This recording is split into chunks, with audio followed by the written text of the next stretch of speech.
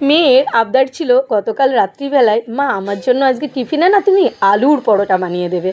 ছোট মানুষ আর কি, মাঝে মাঝে এরকম আবদার তো করেই, আর মাকেই তো সেই আবদারটা সামলাতে হয়, তাই না? আমরাও মায়ের কাছে আবদার করতাম আর ওরাও মায়ের কাছেই আবদার করে।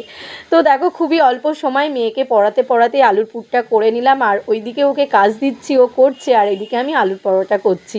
তো এই যে পুর করে নিয়েছি, ময়দার মধ্যে ময়দাটা ভালো করে মেখে লেচিতে পুরটা ভরে নিলাম, তারপরে দেখো এই যে পরোটা ভাজছি। তোমরা কারা কারা আলুর পরোটা খেতে ভালোবাসো কমেন্টসে জানিও কিন্তু। আমাদের তো সবাই ভালোবাসে, সাথে অফিসের রান্নাও চলছে। তো এই যে পরোটাটা ভেজে দিলাম, তার খিদে পেয়ে গেছে। তো এই যে ও খেয়ে নিচ্ছে, ঘড়ির কাঁটায় তো 10টা বেজে গেছে, এবার তো তাকে ছাড়তেই হবে, তাই দিয়ে দিলাম। আর আমাকে বলছে মা তুমিও একটু খাও না।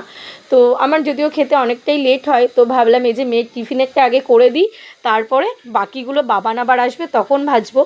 তো মেয়ের টিফিনটা করতে করতে আমার জন্য একটা ভেজে নিলাম, না হলে আমার টিফিনটা করতে অনেকটাই লেট হয়ে যায়। তো ভাবলাম একটা খেয়ে নিই, চলো। তো চলো বাকিগুলোও ভেজে নিই। তোমরা কারা কারা পরোটা আলুর পরোটা খেতে ভালোবাসো কমেন্টসে জানিও। মাঝে মাঝে তো এরকম টিফিনের আবদার চলেই আমার মেয়ের। তো এই দেখো খুব গরম, তো চলো আমিও একটা খেয়ে নিই। ভিডিওটা কেমন লাগলো ছোটোর উপরেই করলাম, জানিও।